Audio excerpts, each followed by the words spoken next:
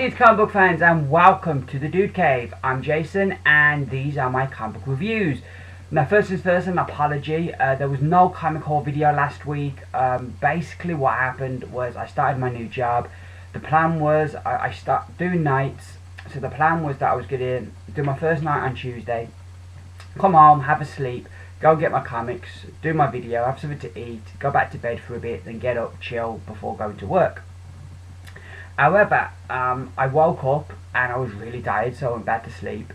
I got up and got my comics, come home, my wife treated us to a fish and chip supper, and then, you know, I went back to bed for a bit, and I got up and I still felt really tired, and I just didn't have the energy that day to do my video. The next day, Thursday, I just ran out of time, so that is why there's no video. Hopefully there'll be a video this week. I'm not going to promise though, because it depends how I am on the day, but hopefully the backup plan will be that there will be a whole video. But it's just getting used to these nights. It's a bit trickier. Like the funny thing is, when I'm there at work, I'm wide awake and I'm fine, and I think partly that a lot of that's because you're busy and you're getting stuff done. But then, like, when I get home and I get a kip and then I get up after having a sleep, I feel really tired. You know, so it's strange. But anywho, short stories first. I hopefully will do a video this week. The other bit of news is that I'm going to do this video a bit different today. Usually I go by company, reviewing the books I've got, then at the end I have my pick of the week and do company of the week. This week we're going to do things a bit different. I'm going to kick the video off with my comics of the week, which are the five of the books that I enjoyed really the most this week, so they're going to be first. Then we're going to have rapid fire reviews where I'll review the rest of my books, and then we'll have pick of the week.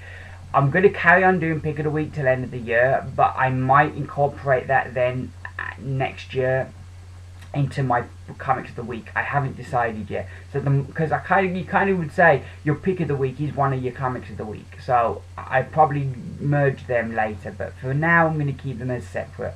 So that's what we got, and then at the end we'll have company of the week. So that's what we got. So without further ado, let's get to those reviews. So first up we have our comics of the week. If you've looked in the description below, you'll already know what books are my books of the week. So first up we're going to have from DC Comics, we've got New Suicide Squad issue number 13. This is a $2.99 book, which $2.99 books, they're kind of an endangered species right now. We need to get the WWF on this, because they are an endangered species and they need saving, because I can see in the next 5 years the $2.99 books are going to go the way of the dodo. They're going to be history, you know, which is sad, you know, but getting back into this, I'm really enjoying this series. I jumped on this book last month, and I already had issue 1. I managed to get every issue but issue 2. I'm still got to get issue 2, but I've caught all up on it, and I've really enjoyed it. I like the team. I like the structure of the book. Each story arc is a separate mission, and while sometimes, yeah, you have kind of some stories kind of carrying on, in the main, it's its own thing. Each story arc is its own thing, its own mission. So you could easily jump on this book, like this is the first issue of a new mission. You could jump on this book. Yeah, there are some things that are kind of tying to other stories, but in the main, each story is a new mission. So that makes it a very inclusive kind of book. I love the interactions between the characters. Amanda Waller is a bit of like a sour badass, and she's really like cuts Deadshot down. But there's also a lot of stuff going on with Amanda Waller that make her interesting, and you know, I like kind of in previous issues we've got this whole thing of like, because I remember when the 52 began, one of the big complaints and disappointments was that they changed Amanda Waller from being a fuller figured woman to being a slim kind of supermodel kind of woman. And I like that over the issues, the way she deals with stress is eating, and I kind of like the fact that maybe in a few years we could end up with an Amanda Waller as we know her. That where we're meeting her here, she's a lot younger than she was in the in the previous DC universe. So I like that there's maybe the hope that she'll become the fuller bodied woman that we knew and loved from the original DC universe. Harley Quinn here, I like, there's a scene with her and Boomerang that I really liked, and Boomerang's beginning to grow on me. He was a character I kind of found pretty annoying, but he's kind of start to grow on me, and I do like the interaction he has with Deadshot in this issue. Also the interaction he has with Amanda Waller, and especially Harley Quinn. They throw you straight into the story, no kind of this is the mission, this is what's going to happen, we throw you straight in the middle of the mission just as it's about to start going wrong. So I liked that, you know, because she's thrown straight in. Waller goes rogue this issue, and we end on a really great cliffhanger as Sage kind of decides the way to deal with Waller now that she's gone rogue. I'm liking what's going on in the building story, that there's something bigger going on that connects all these missions. I really like that idea, and the cliffhanger they end on leaves me really excited to see how they're going to get out of that one, because they kind of killed all those characters, so you're kind of thinking, and you've got to think that Waller would be one step ahead of Sage. So I'm really looking forward to that. I liked the variant cover that I got as well for Monsters Month. So yeah, I'm going to give New Suicide Squad issue number 13 5 stars out of 5. So next up on my comics of the week, we have Book of Death issue number 4. This is the final issue of this mini-series, and it's a flip-over book, as we also get a first look at the first few pages of Wrath of the Eternal Warrior number 1.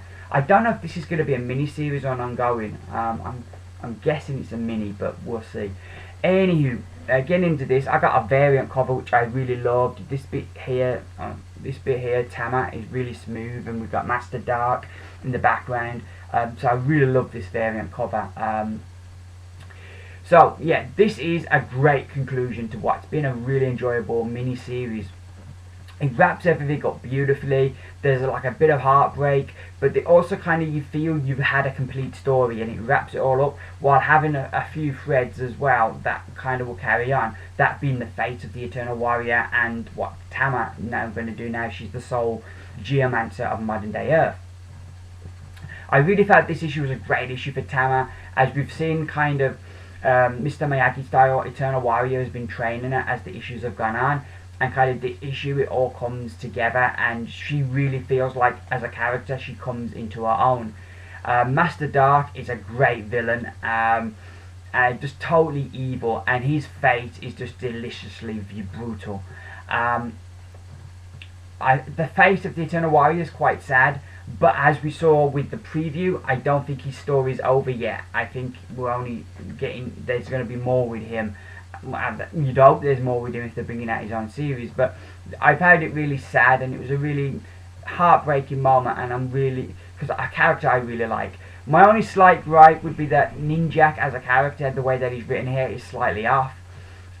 He's kind of mocking, kind of because he doesn't believe in magic and superstition, but then you see him in his own book, and he trained in like under the undead monk, and so like what's more supernatural than that?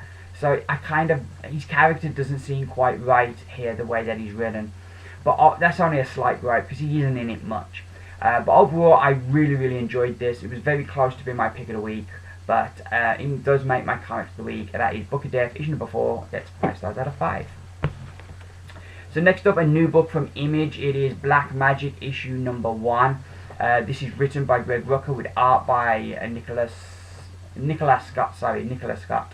I liked at the back of this we have like all the people that put the book together. So I really like that we get photographs of the different creators, because sometimes like I don't really watch many videos with interviews of people and stuff. So, or if I do see interviews, it's usually written out. It's nice to put a face to the writers, to the creators, you know. That's really cool.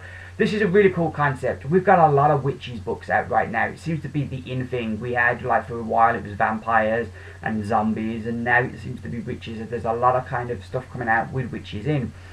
This book, we have this woman here called Rowan Black, and she's a witch, but she's also a police officer. And we start the story off, and she's out in the forest with the other witches doing some kind of spell, and then we kind of jump. She gets a phone call that there's a case going on, and she has to get to this site where there's a hostage situation, and the guy is calling for her, so she swaps herself with the hostages. Then it turns out this bloke has been hired to kill her. We have the mystery of who and who by, and the book really ends really interesting, and I thought it was a very intriguing first issue. We've introduced to Rowan, who's a very likeable character. We're introduced to her world, and we've got this mystery of who wants her dead. So all in all, I loved it. The art, it's all done in black and white, but there's odd bits of colour. This is like one of the best examples, how like mainly black and white, and then they throw bits of colour in there occasionally. There's another bit when they're doing the magic, and they show like the table and some of the candles have got some colour in them. So I like that touch, that it's black and white, but occasionally we get hints of colour. I think that worked really well, and Nicola Scott's art just looks beautiful in this book. I liked in the back of the book we got the family tree of Rowan, showing that she's part of a long line of witches. He mentioned that a lot of them were killed, were tried and executed by Era, and I'm wondering what Era are or were. Is it you'd imagine, because it's over hundreds of years, that it's an organisation, not a person, and you kind of wonder, is Era going to be the people that are out to kill her now, and maybe times have changed, they can't try and execute her, so they hire people to kill her instead. That's going to be interesting to find out, but from first issue I'm really hooked, really enjoyed this, and I give Black Magick issue number 1 5 stars out of 5. Next up we have Grayson issue number 13. I'm just really loving this book. There seems to be a lot of Dick Grayson in the books, in the DC books at the moment, but if they have to pick one character to use more, I'm fine with it being Grayson, because he's a likeable character, and you know, a very interesting character as well, with his history and stuff. This book kind of puts us back on track with our story. He's trying to find out who Agent Zero is, and he's connecting up with Red Robin as they're both kind of investigating that, while at the same time he's still working for Spiral. So we get to see him go up against this guy called Tiger Shark, which is a cool looking villain, and to protect this guy's property on this boat that this guy, Scottish guy, is giving back to this country where his family took this artifact from. But like the main story is kind of trying to find out who Agent Zero is, and it ends on a really good cliffhanger. I just really enjoyed it. It's a fun spy romp, and I'm loving the mystery of Agent Zero, and the more we find out about her, the more intrigued I am, and the more I get into it. Mikko Yanin's art is always fantastic, and it's great to see Red Robin in a book, because I just can't get enough Red Robin. And there's a nice line here by Grayson where he says like that Drake was always the better detective, so that's kind of giving some props to Tim there that I liked. All in all, this just remains an excellent book, super consistent, and I'm going to give Grayson issue 13 5 stars out of 5, and one of my comics of the week. So the final comic of the week, we have Batgirl issue number 45, and this issue kind of, you could argue, well, it's not a really action-packed issue. We got the wedding of Alicia, but then to make matters complicated, Dick Grayson shows up and he needs to talk to Batgirl. I found this a heartbreaking issue, because I really like both Batgirl, and I really like Grayson, and I think together they'd just be the most awesome couple. So I really want to see them together, but like she has some really good dialogue in here with Grayson, that he died. To her, he died. He faked his death. She dealt with that. She had to deal with him being dead, deal with him being gone, and had to move on. And she can't undo that. She's moved on. And just because he's alive now, she can't undo that. You know, she's moved on, and she'll always love him in a way, but not in that kind of be together kind of way. She's moved on, and she's got somebody else who's a great guy, and you know, and I kind of, you totally understood where she's coming from, and kind of you can see that, but at the same time you couldn't help. There's a brilliant scene at the end of the issue where we've got like Tim is watching her, Dick is watching her dance with Luke Fox, and kind of, you can see the heartbreak there, and it's just so sad. But I really liked it. Added so much here to her character and to understanding her point of view into why she'd be so angry at Dick and why it hurt so much. Alicia's wedding, I like that as the fallback to all of this and the panic that goes around a wedding. So yeah, this was just a really great book, very character driven about this issue. We kind of took time off from the main story arc of what's been going on, and we kind of get a glimpse at the end that we're going to be getting back on track next issue. But yeah, Batgirl issue 45 was another real treat, and I give it 5 stars out of 5, and it's my last, for this part of the video, comic of the week. So those are my comics of the week. Next up, let's see what for the rest of the books I got this week with my rapid fire reviews. So here we now, this is rapid fire reviews. The aim here, whether I'll meet it or not, I don't know. The aim here is that I'm going to go through my books super fast. That I'm going to do like about 30 seconds, 50 seconds. If I've got something to say, I'll say it. And I might take a bit longer on a book, but these are going to be really just quick opinions on what I thought of the books. So let's see how I get on with this, because this is the first time, so it might be a bit longer. But hopefully as the weeks go by, we'll kind of get this where I'll be hitting it rapid. Anywho, so let's kick it off. We have Batman and Robin Eternal, issue number 4. This is the first issue that I was a bit disappointed with. I feel with this book that you've got James Tynion, or Tynan, I'm not sure how you pronounce that. Is it Tynion or Tynan? I don't know. But you got James Tynion the 4th and Scott Snyder. And they kind of plot the main book, and this is where we want to go. This is what we need to happen in every issue. And then they give a different writer, this is what you need to do for issue 4, this is what you need to do for issue 3. And they'll get like a bullet point, probably, saying this is what we need to happen. And then that writer has to kind of craft that into a story for one issue. And I feel so far that's worked really well. But sometimes it can be difficult to cram that much stuff together and make it feel organic and make it feel like a proper story. So the beginning of this, it just feels all over the place, as kind of in no transitions. It's just like 1 minute like Grayson gets Bruce out of there, then Grayson's fighting this room full of maniacs, and then the We Are Robins show up, and then Batgirl shows up. No rhyme or reason why these people would show up. Maybe the We Are Robins, because who runs the nest, which we'll come to in a bit when we get to that book. But who runs the nest, it kind of would make sense why the Robins would show up, but why Batgirl would show up, I don't quite know. The one thing that really vexed me as well was, like, there's a scene with Dick and Batgirl, and it kind of underneath there's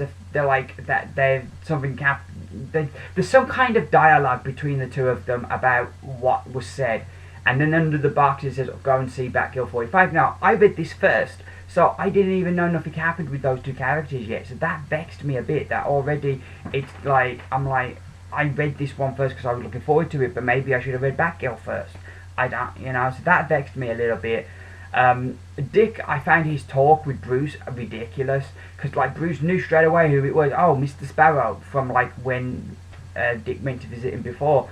So even with the Hypnos, I didn't understand why he had the Hypnos on when, you know, Bruce already recognised who he was. That seemed a bit daft. Spoiler, I feel they're wasting. They're doing nothing with Spoiler. However, you know, I feel that last issue she was much more a proactive character. And this time she's just sitting back, taking orders. And I just feel she'd be more involved in trying to solve what's going on.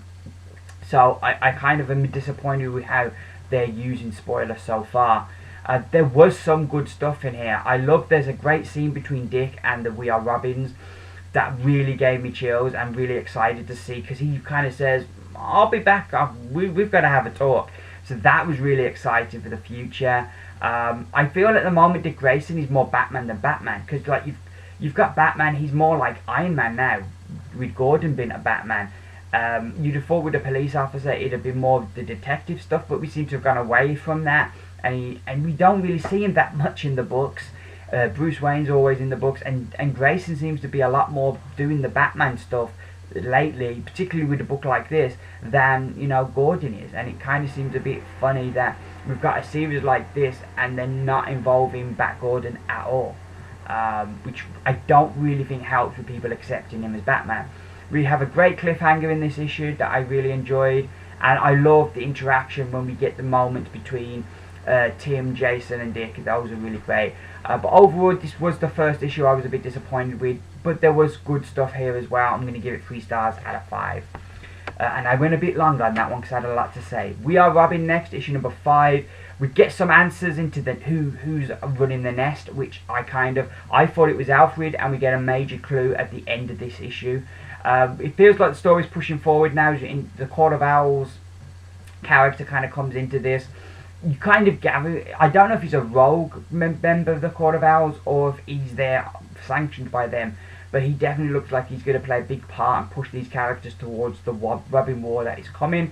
I like how each issue we take one character and we flesh her character out by learning a bit more about her. That's all really cool.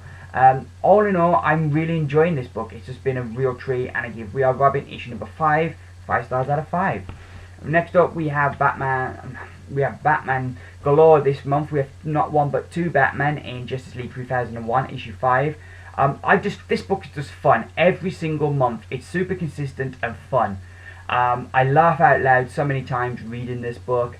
I think the interactions between the characters are great. My only gripe would, again, I think there's too many characters. There's so many. We've already got a big cast, and we seem to be adding to it every issue that we don't get to see characters for like 2 or 3 issues, and then they'll show up or they'll be mentioned.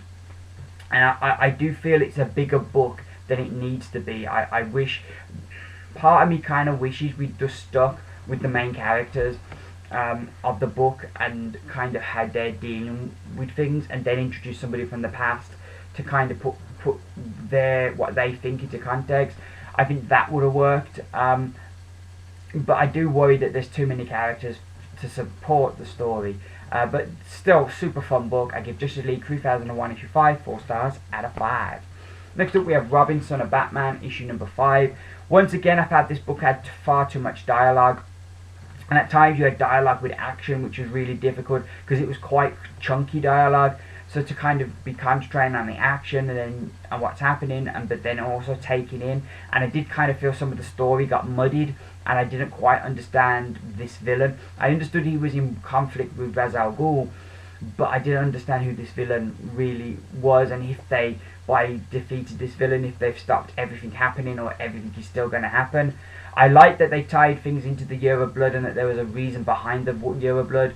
And that by trying to do right, Robin has actually made things worse. I kind of like that idea. Like the old saying, the road to hell is paved with good intentions, and this kind of is what this story's kind of been realised in. Love the interactions between Damien and Nobody. I think they're 2 characters that play off each other really nice. There's a mystery thing going on with Talia that I really intrigued about. So I think while, you know, this book, and the art is tremendous as well. So while I feel this book does have its weak points with the dialogue, I did think that there was a lot of good here, and I'm going to give Batman Son of Robin issue number 5 4 stars out of 5.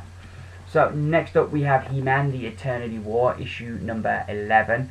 We get the origin here of what's happened to Duncan the Man-at-Arms. The first page is real sad, and it kind of just gets grim, and the first part of the book is kind of set in the past, kind of bringing you up to speed. We then have Duncan and Adam fighting it out to the death, which was kind of tragic. I did kind of get a bit confused of how much control Hiss has over Adam. I know at the end it shows that he's still fighting, but the way he behaves here, you'd have thought, nobody's watching, you'd have thought that because Hiss has control of Adam, that he'd have just took out Duncan and would have then been like, but I don't understand what's going on there and how much of that was acted and how much of that was real. It did get a bit muddied to me, but I'm really still enjoying this book, and you know, there's still a lot of stuff going on, and it does feel like it would get into an end, but I'm still really enjoying it, and I give He-Man The Eternity War issue number 11 4 stars out of 5. So next up we have Star Wars Chewbacca, issue number 2. I find the Gil in this, I just can't take to a character.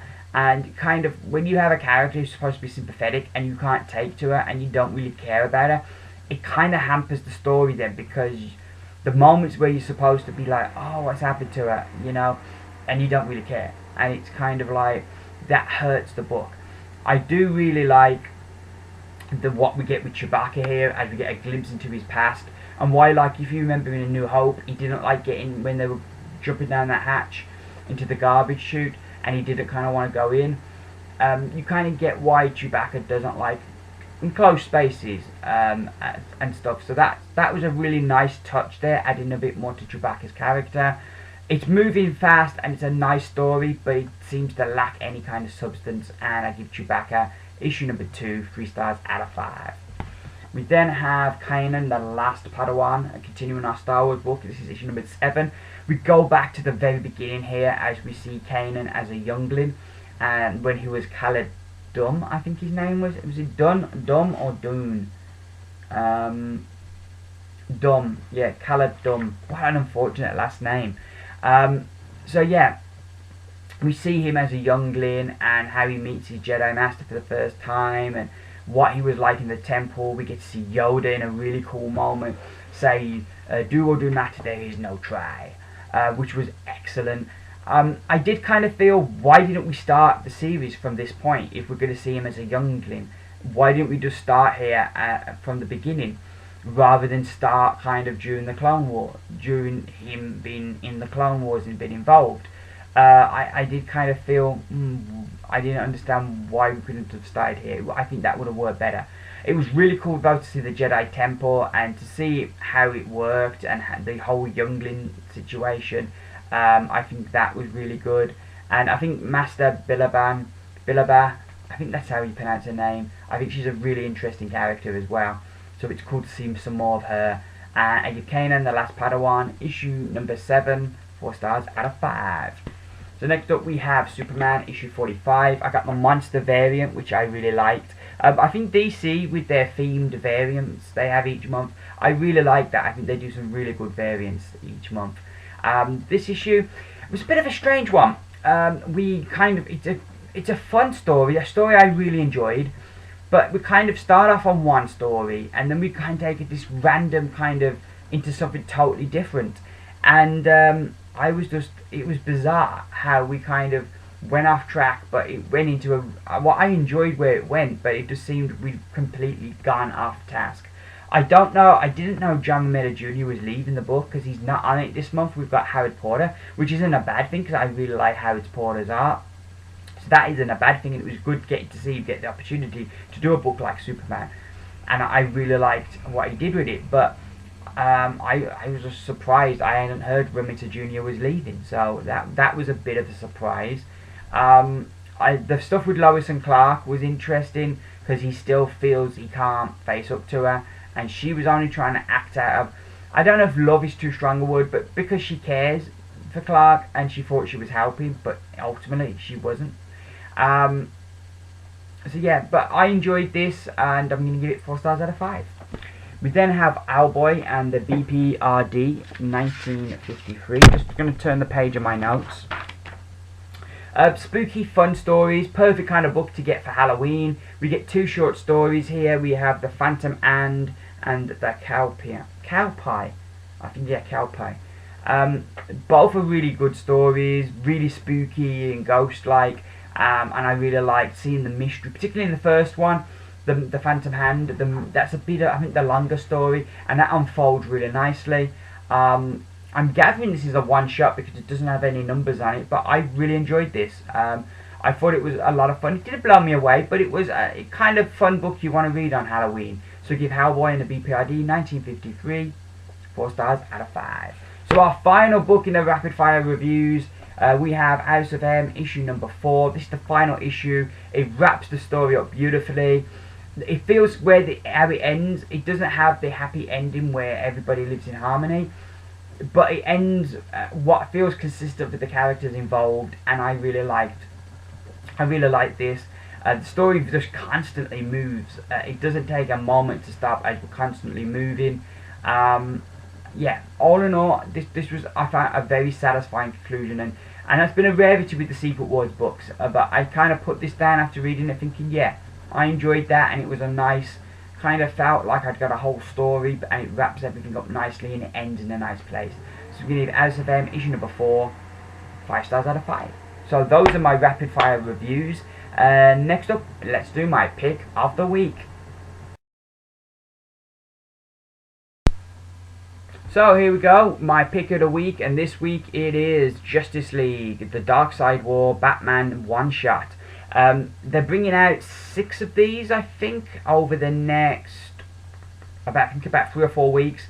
We're going to have about 6. And I really love Justice League lately. It's been one of my favourite books. And the Darkseid War has been rocking it. But I kind of was a bit worried about the tie-ins, because a lot of times you read tie-ins and they don't really add anything to the main story. But this was really good. I think whether you're a Batman fan and you've not been reading Justice League, I think it's a great story to enjoy. And I think if you've been reading Justice League, it really adds a lot to where Batman's at right now. Now he's the God of Knowledge. This story sees Batman in the Morbius chair. He knows everything that is, was, and will be. And so we start off with him and Commissioner Gordon, and Gordon saying, look, you can't keep bringing people down to the police station because they are going to do something. You've got to wait till they've done it, then we can charge them or put them in prison. We then see Batman kind of go after these bank robbers. Well, I think they were bank robbers, but he puts them like somewhere really cold like the Arctic, but somewhere where they won't die, but that they'll need to use their gunpowder to make a fire until they're discovered and rescued. And then we kind of jump to him going after Joe Chill, which is kind of the highlight of the issue, his confrontation with Chill, including some pretty shocking stuff going on here. I just absolutely love this book, as you can tell by the fact that it's my pick of the week. But I think it was such a great character piece for Batman, the Bruce Wayne Batman. I thought it was great. I was gripped. Reading the way through this, I was just totally gripped. If the rest of the books in these tie-ins are as good as this book, they're going to be must-reads, because this was exceptional. Love the art as well. An artist I've not heard of before. I've probably said his name before, but I've just not a name I remember. Fernando Pascarin. I don't know who he is. With Matt Ryan as Inca and Gabe Al-Taleb as colorist. So not an artist I'd heard of before, but I really liked his art on this book. I think he did a really good job. It felt like the main Justice League book. And this was just an absolute treat. Really enjoyed it, and yeah, without reservation, I made Justice League, the Darkseid War Batman my pick of the week. So here we are, we have reached the end of my video, which means it's time to find out who the company of the week is. What company of the week is each week. For example, Marvel, I'll take the books I read from Marvel, I'll add the scores together, I'll then divide it by the number of Marvel books I read. It will give me an average score for Marvel. I do the same with the Indies and DC. We then see which one got the highest score, and whoever got the highest average score, they are the company of the week. So, first up, in third place we have Marvel Comics with an average rating of 4. In second place, with an average rating of 4.4, are DC Comics. But at the top this week, the company of the week, with an average rating of 4.6, are the Indies, who this week were represented by Titan Comics, Valiant Comics, and Image. So they are the company of the week. So yes, I hope you like the new format. I think the rapid fire reviews need to be shorter, but hopefully the weeks go by I'll get better at doing those quick reviews in that part of the video. So hopefully that will be better. But please let me know what you think in the comments below. Did you like this new format? Did you not like it? Did you prefer the other way? Please, any comments, any feedback is greatly appreciated. I will be back. The plan is to be back Wednesday with a haul video, but I can't promise that. It depends how I feel. But definitely there'll be another review video up around this time next week. So check back for that. Thank you very much for watching. Please, if you like my video, give me those beautiful thumbs up. All that leaves me to say is that I've been Jason. These have been my comic reviews from the Dude Cave. Bye for now.